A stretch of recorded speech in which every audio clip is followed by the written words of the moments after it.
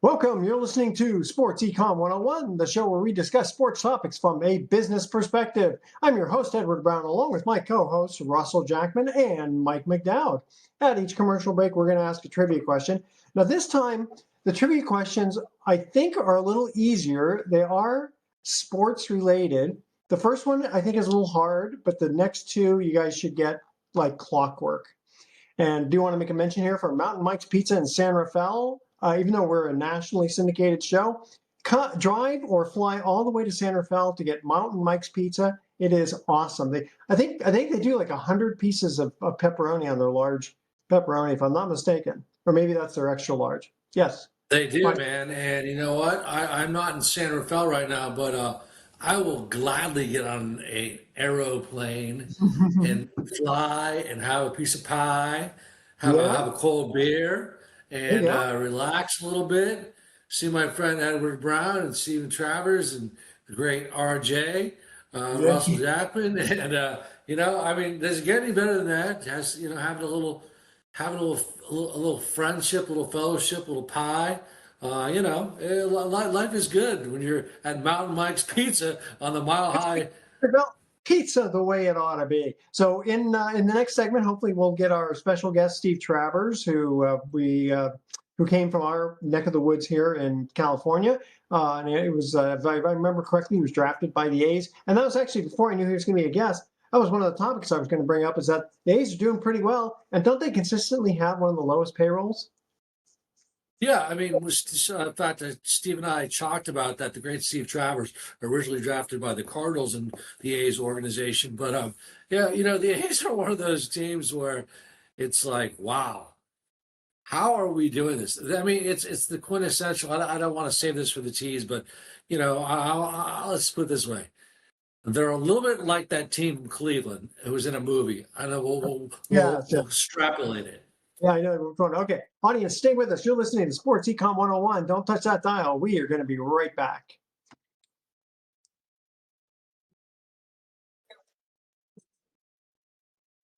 Welcome back to Sports Econ 101. I'm Edward Brown, along with Russell Jackman, Mike McDowd. And Mike, introduce our special guest, please. Yeah, well, the special guest is indeed a special guest. He is first and foremost, I'm going to be very candid and honest. He is a dear friend, one of my best friends in life, and a guy who really deserves to be talked about on many levels. And I'm going to mention this in a second. He is a world-class author. He is really a guy who's written 30 books. He is a Renaissance man. He is extremely talented. He's the most well-read guy I've ever met in my life. I mean, this man has read more books and has studied more about diverse subjects in life than any guy I've ever met.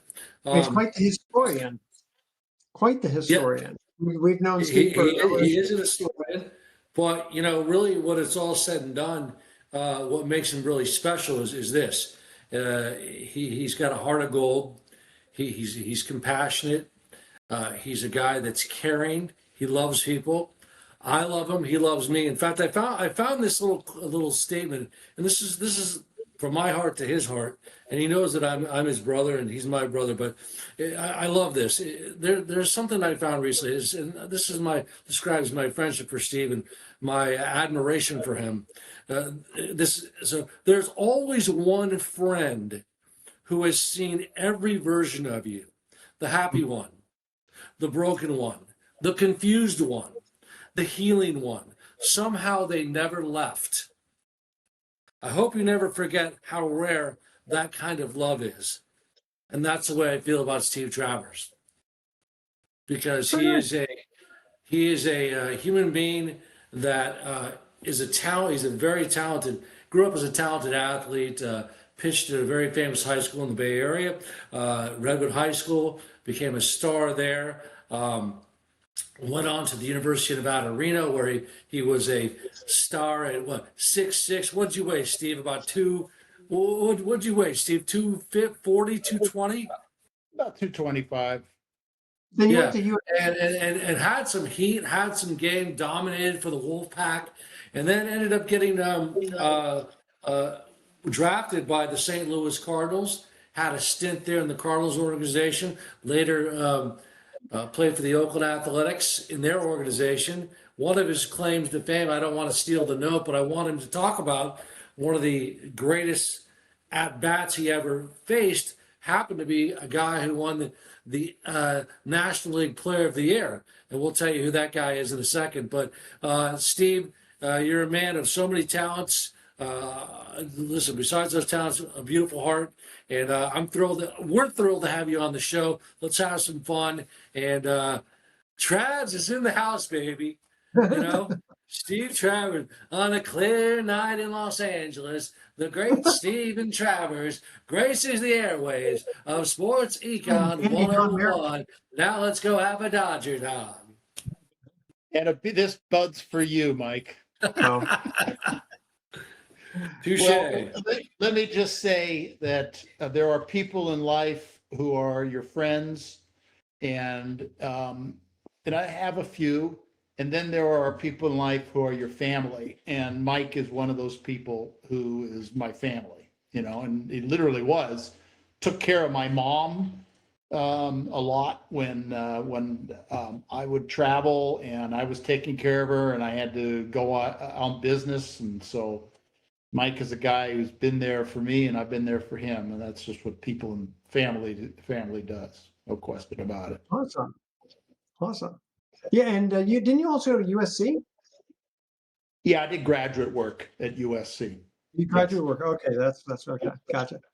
And if you fast forward a little with things, I mean, so Steve's written 30 books. I mean, his background's unbelievable. As you mentioned, pitcher for the Cardinals, Oakland A's. Wrote a great book. How we really first reconnected was in 2002, where he wrote a book called Barry Bonds' Baseball Superman, about the life and times of Barry Bonds.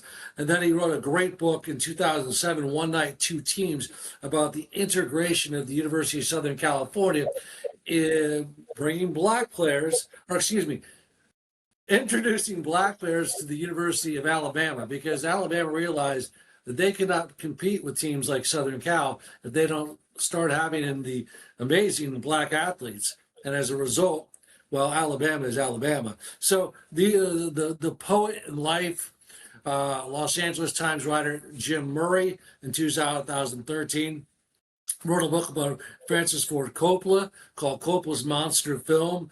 The Last Icon, The Life and Times of Joe DiMaggio in 2019. So, I mean, this guy has written a book about Tom Seaver. John Wayne. Don't forget about didn't you write a book about John Wayne? Yes, we talked about it on this show. Yeah. The Duke, the Longhorns, and Sherman Mound. It's one of my favorite books. Very cool. You know what? Since it's one of your favorite books, let's hit that for a second, because writing a book, Steve, is challenging, because you have to connect with people. And if you don't connect with people, people don't read your book, they don't buy your book. So John Wayne and Jeff, tell us, this show is not like yours. You also host a show called Take 5 with Steven Travers. And it's usually you talk to guests for an hour or two on your show. It's really remarkable the type of depth that you get into. Unfortunately, we have time constraints here. So Steve, talk a little about what that book meant, how it came about, and let's hit some of those books. We'll talk about sports in general, baseball, basketball, but let's start off with that book. Well, you should know you were the inspiration for it. You said to me probably about 2006 or so, you should write a book about John Wayne and his association with USC. And I thought, well, that's really great, but I needed a hook. And then when I was interviewing a lot of USC athletes and people associated with USC, mainly for my book One Night, Two Teams, and then later for a book called What It Means to Be a Trojan, I talked to a lot of people like Craig Fertig, Marv Gu, Tom Kelly, the announcer, Charles Young, and Manfred Moore, Sam Bam Cunningham. And I heard a lot about this event in Austin, Texas, in which John Wayne was pontificating about the Vietnam War, and to cut it to the quick, how the language that he used in speaking in this ballroom in Austin, Texas, with quite a few libations, by the way, somehow ended up in the movie Patton 4 years later. And so, I did a tremendous amount of research and connected an enormous number of threads to come up with at least a theory, if you will, on how that speech ended up in the movie Patton. And so that was the end of that book. That was the last chapter. The beginning of it is John Wayne's association with the school, his football career, his association with USC. He more or less started the film school, and his role with USC as he was dealing with communism in Hollywood and all of these kinds of things. So it's one of my favorite books. Okay. Steve, is it not true that? We're going to go to a break pretty soon, so go ahead. Go ask a quick question. Go ahead. Oh, Steve, is it not true that the Chinese government wanted to kill John Wayne? They tried to. He was in Pleiku, Vietnam in 1966 with the Marines when there were shots that landed on the ground, and they captured the shooter, who admitted that he was an assassin for Chairman Mao. Stalin tried to kill him in Mexico in 1952 and in Burbank in 1954 because he was uncovering ongoing Soviet operations that were occurring in the film industry. He was exposing them. All right, hold on to that thought. We're going to continue with that when we get back. Here's our first trivia question. As a reminder to Steve, if you know the answer, don't say it quite yet. What country has competed the most times in the Summer Olympics yet hasn't won a gold medal? All right, stay with us. Sports Econ 101. I'll be right back. Don't touch that dial.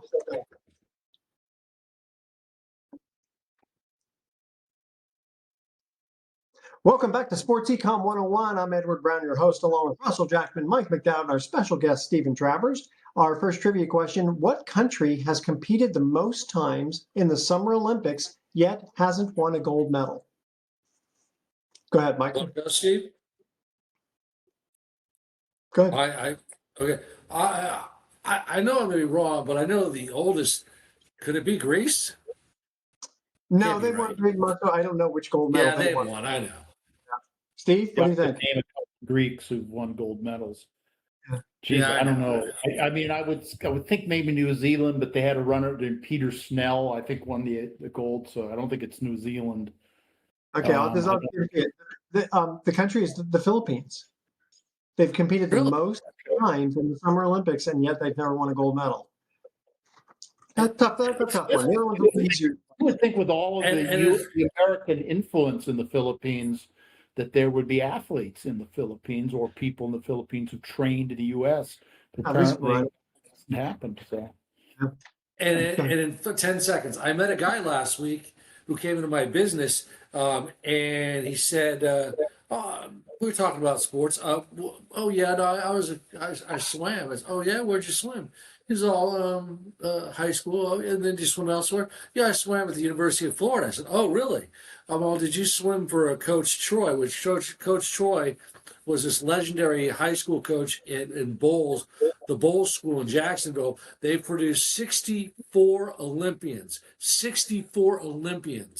in swimming. 33 of them have gold medals. Is that insane? Coach Troy went on to become the head coach at the University of Florida, and then he became the national coach. Well, this guy is an American, but his mother is from the Philippines. So he swam for the U.S. team, but he didn't like his chances. So he later swam for the Philippines team and competed in the games. I think in China recently. So, anyways, that's the whole the Philippine story about Olympians. There you go. Now, and by the way, he's a flight surgeon today. By the way, he works for the U.S. Navy. He's a flight surgeon. Oh wow! In fact, let's pivot for that for just a minute. What do you think about guys What do you think, guys, about athletes who, they want to be a bigger fish in a smaller pond, so they'll latch on to, in this case, the Philippines. I think didn't we have? Didn't wasn't there? Was it a Chinese skier? I mean, she was American, but she skied for China this last Olympics. Wasn't that there It was a might have been. big controversy about that? What do you guys think about? I don't want to say Oh, switching, Excuse but me. yeah. Well, I mean, okay, speaking of Marin County, I'm sure you're aware of Eddie Joe Chavez out of Drake High School. And I think he competed in the Olympics in 1992 for Puerto Rico, even though he's an American, but he has Puerto Rican ancestry. And Michael Jordan said nobody boxed him up and played defense against him better than Eddie Joe Chavez during that entire period of competition. Saying something. Great player. Yeah, yeah. pretty cool. Yeah. Um, And go ahead, Edward. Well, I was going to pivot for just a minute if we could, unless you wanted to finish off something about the Duke. Oh, well, no, I wanted to pivot too, because I mean, Steve has so many books and we could talk about his books all night long. But whatever you want to pivot to, my pivot is the world of sports, covering sports journalism these days, but you go ahead with yours. Well, mine just really quickly. We were talking in the introduction of the show about how the A's are doing pretty well. Of course, it's early in the season, but they almost always have one of the lowest, if not the lowest, payrolls. And Steve is the guy to talk about that. He played for the A's. I mean, it's Steve. You and I talked briefly, and Edward and I have talked about this, but the great city of Oakland, the city that does not deserve to have one professional sports team, and they've lost four: the Raiders, the Warriors, the California Golden Seals, and now the Oakland A's, who are playing in Sacktown. Wave the bell or ring the bell, and I mean, they're like the Cleveland Indians in the movie Major League. Take one piece of clothing off the owner, and you get a naked owner. But you know what I'm saying. The A's are unbelievable, aren't they? What they do. Yeah, the A's just keep on coming. I wrote a book on the history of the team, and since the very beginning of Connie Mack bringing them into baseball in 1900, they'll go 3 or 4 years, they'll win World Series, they have a dynasty, then they were doing this in 1914. What they've been doing under Billy Beane, they've been doing since 1914. They got rid of all their players, their $100,000 infield after the 1914 World Series. A couple of guys split over to the Federal League. They did it again in 1931. They've done it several times during the Bean period, and they'll have 3 years. They don't look very good, and then you see young players, because their farm system has always been outstanding. They have a guy named Keith Lippman. I don't know if he's still there, but he was the director of their farm system for 30 years. He was my manager in the Pioneer League. He's a brilliant baseball man, a true teacher of the game. And he was responsible for developing their farm system. So that's really what you do is you have young players, they're talented, they come into the big leagues, they're good, and they develop and they're going to win. And you can win with those guys, but you just can't, in today's market, you can't keep them more than 3 or 4 years. But they're 15. Excuse me? They're 15 and 4. They're 15 and 14, and let's see what happens. The season's young, but baseball is just kind of bro. Sure, we could talk about some of the teams that are playing Major League Baseball. We will. The Giants. Not so good. They're right next to the Colorado Rockies, so let's just hold off on them. But the A's had the best record, not the best record, but one of the best records in the league in September of last year. They had a good spring training. They have 3 or 4 legitimate all-star level players on their team, guys who last year were hitting 25 to 30 homers with 80 to 90 runs batted in. There were 3 or 4 of those guys. They added a couple players this year on their payroll. You know, they're gonna compete. They're gonna win 84, 85, 87 games. Whether that's enough, I don't know. I think you'll appreciate this question, and you could ask this, but it just came to my mind. I have to ask this question. Um, the life and times of the great Stephen Travers, my friend, my buddy, my brother. Um, you know, take us through your best Forrest Gump, because you've experienced some things in life that only Forrest Gump could experience.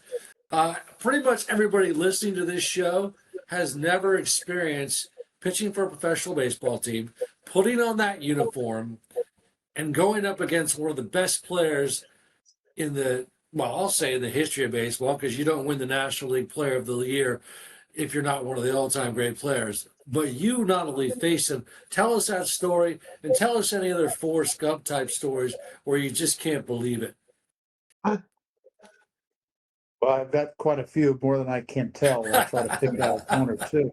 I mean, I struck out Kevin Mitchell on a hot night in Johnson City, Tennessee, I think 4 times in one game. I'm going to have him on my show, Take 5 with Stephen Travers in a few weeks. And it was just a good night. I had a screwball, which is an out pitch, and it was pretty much unhittable that night. I struck out 15 in the game. I set a league record, to quote, Bull Durham, which incredibly, the next week pitching in Bluefield, I was up against a kid named Falcone, a strong lefty out of, as you mentioned, the University of Florida. And son of a gun, he tied my record pitching against my team and beat me 2-1. I'm looking at these guys. Can't you guys get your bat on the ball and keep my record going? But no. But you mentioned the Forrest Gump thing. I mean, I played in the minor leagues with Jose Canseco. I went to USC and was good friends with Mark McGuire, and I knew and wrote a book about Barry Bonds, and that's basically the trifecta. It's the holy grail of the steroid era. And I was right there with each of those guys and saw them as they were developing, as they were playing, as they were competing. So, But those guys were a lot younger. How did that?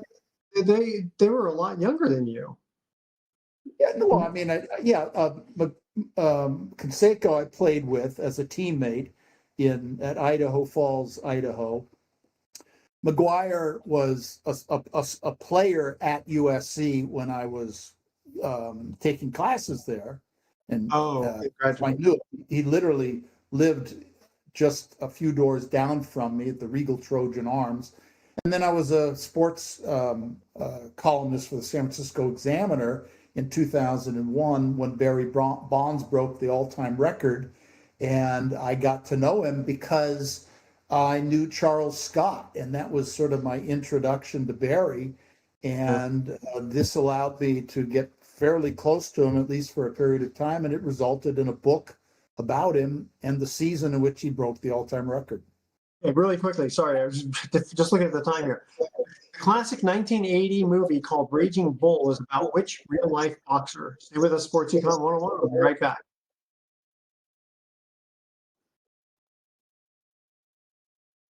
Welcome back to Sports Econ 101. Edward Brown here, along with Mike McDowd, Stephen Travers. Russell had to take his kid to Little League practice, so we're going to let him go. All right, here's our second trivia question. The classic 1980 movie called Raging Bull is about which real-life boxer? Jake LaMotta. Jake LaMotta, yes, played by Robert De Niro. It's funny. The first time I saw it, it was good. Second, for whatever reason, I watched it again. And I was like, yeah, I don't know why that won Best Picture. I mean, it was okay. It wasn't that great, but anyway, be that as it may. I do want to. Here's a question I got for you guys here. This is a little bit pivoting more towards football, but 24-year-old Diego Pavia became the first Heisman Trophy finalist since 2014 to go undrafted. Now, Pavia did not hire an agent to represent him because he did not want to pay the agent, quote, 5 to 10%. Now, apparently now agents' commissions are now capped at 3%. So my question is, was that a foolish decision? How much did that play into this? And it reminds me of, real quickly, it reminds me of like when people, they call it a FSBO, for sale by owner, if you want to sell your own house. And people say, well, I don't want, I want to save the commission by selling the house myself. The problem is that the buyers generally will come in and they'll automatically lower the price by the commission you're saving anyway. So you're really not saving anything. But what do you guys think about a situation like this? And I don't know everything about this kid. There might be other reasons why he wasn't drafted. But I mean, he was a finalist at least, and he went undrafted. Go ahead, Mike. Steve, you want to answer this, or however you want to take it? I don't even know who he is. I can add this. Here's the MO on Diego. Diego, can you come out and play? All right. Diego did not carry himself with the utmost class at the Heisman Trophy ceremony. He thought he was the best player. He said he was the best player, but one Fernando, the great Fernando, Mendoza wins the Heisman out of the University of California and Indiana University. Fernando, and unfortunately, that I think that kind of got around, and as a result, he did not have a good sitting with the NFL scouts, and so that reputation hurt him tremendously.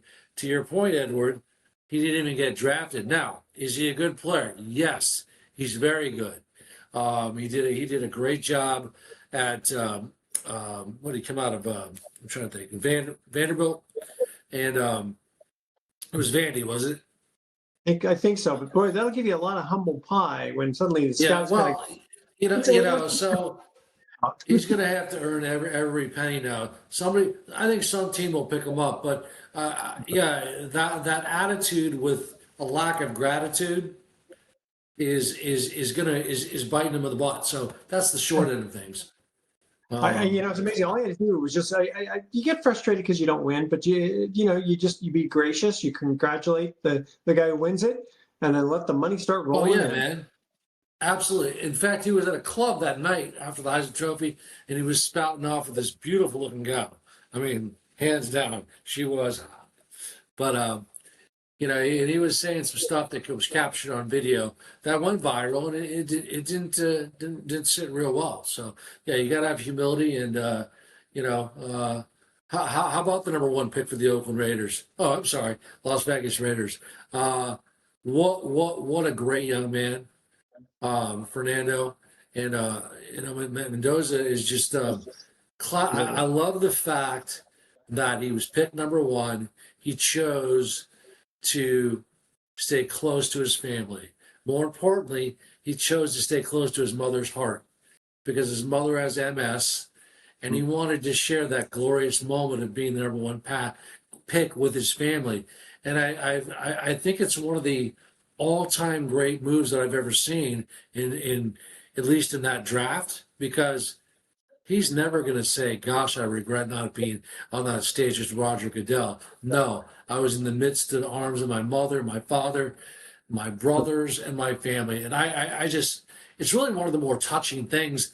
I haven't really heard that many people elaborate on it, but don't you guys agree with that? Yeah, absolutely. I mean, if you can't share that moment with the people who helped you get there, who probably did more to get you to that moment than anybody else, there's something wrong with you. So that's just a nice contrast. He's with the Raiders, you say? Yes, he is. I'm going to a Raider game right around October 1st, Las Vegas. I'm gonna see my first Raiders game in Vegas. That's awesome. You gotta love that. It's funny. You get a nice guy. They don't have that kind of reputation. They always get these guys who always have problems. So there'll be a nice contrast. Maybe we'll turn things around.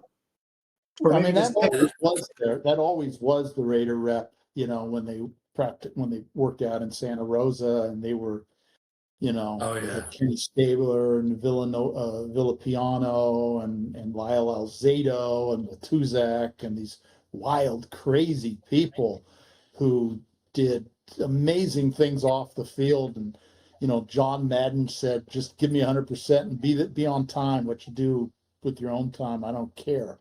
And Yeah, I met Matuzak at an event about literally, I think 2 weeks before he died of I think it was a heart condition, from all the drugs and stuff. Nice guy, bigger than yeah, life, that's for sure. yeah. In that Matuzak vein, we talk about the Forrest Gump scenarios. I met, and I just did something on him. He's from Yankton, South Dakota, Lyle Alzado. No. And I got to tell you, I was an intern at ABC 7 in San Francisco, working on a show called Good Morning Bay Area. He was our guest for the morning show with the great one of my mentors, Susan Sikora. God bless her. And Lyle Alzada was so darn charming and so affable and so No. here I am. Come and, talk to me, walk with me. And he was great, man. I was like, whoa, this guy's got personality.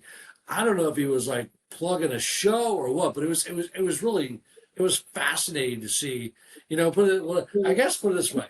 When players want to plug something, some of their personalities are extraordinary. Now, when they don't want to talk to you, they don't want to talk to you. Because when he So, played for not only Raiders but the Broncos, he was yeah, forced to. I mean, that's kind of you didn't want to cross him. yeah, Kinda. yeah, yeah. Yeah, one quick thing here, totally unrelated to anything here, but so Kenya's Sebastian Saw, he became the first person to run under 2 hours in a marathon. He ran it in 1 hour 59 and a half minutes. His final split, they call it. I don't know what the split is, but maybe that's a mile. He ran it at a 4.17 per mile pace. Can you believe that? That's insane. I don't even know if I could ride a bike that fast. Are you talking Oh, about the no. London Marathon? Well, I'm trying to remember where Boston this. Marathon was recently held. It might have been Boston. Yeah. Well, the reason I'm saying something to you guys is because it came up just out of the London Marathon just took place. The 2026 London Marathon was just ran a few days ago. Listen to this. This is hysterical. Uh, London. yeah, there was a guy. He's called the Marathon Knitter. He successfully ran the entire marathon, competing while simultaneously knitting the world's largest scarf produced during the race. Oh, that's funny. How long was the scarf? I know, it didn't say. It didn't say. It say. Didn't say, but Didn't say. and then listen, another business. We do business sports. John Daly's making waves again. He's partnered with Top Gun to launch a new experimental event series that blends his legendary grip it and rip it style. So John Daly's continuing to be an entrepreneur. I'm seeing him in commercials. He's got that bad boy image, but you know what? People love him. They identify with him. And Yeah. good for John. Good for John. In fact, Steve Travers and I saw him with a country singer named Jake Owens in Napa. And who gets on stage to sing? John Daly. John Daly gets and sings with. No, he wasn't bad. He wasn't bad. Even Travis can admit that. So he sings with Jake Owens, and then he comes on solo, brings guitar, and he's singing "Knock, Knock, Knocking on Heaven's Door." Yeah, it was awesome. You saw the second Happy Gilmore, and he was in that one. Yeah. That was It actually was great, man.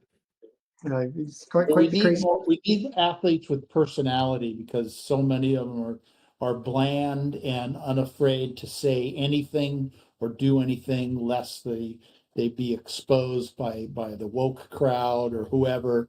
And you need athletes to have personality and a little bit of pizzazz. And they used to be like that. They used to have people like Joe Namath and Bo Belinsky, Kenny Stabler, Kenny Hawk Harrelson, just to Hey, name a Brian couple. Bosworth. Who? Brian Bosworth. Brian Brian, Bosworth, absolutely, yeah. And Yeah, yeah. he's still doing something on television with his. you know what? Yeah, I tell you, he was really smart. He bought a disability insurance policy that covered him quite a lot because when he hurt his shoulders and he couldn't play football, that paid him probably for the rest of his life. I don't know the ins and outs of it, but very smart. Go ahead, You Mike. guys want to sing knocking on heaven's door? I don't Knock, like that knock, song. knocking Okay. on So, but heaven's door. I I had to do do it, man. I do have a silly pun though of the week. Okay, So I got something else to silly too. I stopped using moisturizer because I realized I was losing my dry sense of humor. All right, all right. Hey, But Brian Bosworth, by the way, is on those Dr. Pepper commercials. See him all the time. was that right? It's like a college commercial. It's called what is it, Steve? I don't know. But yeah, you see him all the time. He's playing a cop. He's the mayor of Dr. Pepperville. There. Yeah, that's it. It didn't That's he awesome. for Oklahoma? Didn't he got like in like the last game or whatever? He couldn't play. They benched him, but for being outspoken against the NCAA or something like that. Yeah, I think something. But he won a national title, I believe, in '85 with the OU Sooners. He's certainly one of the greatest all-time college players, Yeah, whoever sure. did. Going into pro football. He's a bad actor. I think he was in a movie called Stone Cold. And Yeah, that's right. I challenge you to watch it. Tell me it's just that. I don't think it's nearly as bad as people say it is. He's I like don't an know. cop, and he's pretty good. I liked it. Okay, you guys ready for our third? Okay, I'm going to ask our third trivia question here, and if you're really good, you got to give it to me in order. All right. The Triple Crown Award is given to a horse that wins which 3 races, and you should be able to give it to me in order. All right. Stay with me. Stay with it. Stay with us. Audience, you're listening to Sports Econ 101. Don't touch that down. We're going to be back with some closing comments and some thoughts for the day.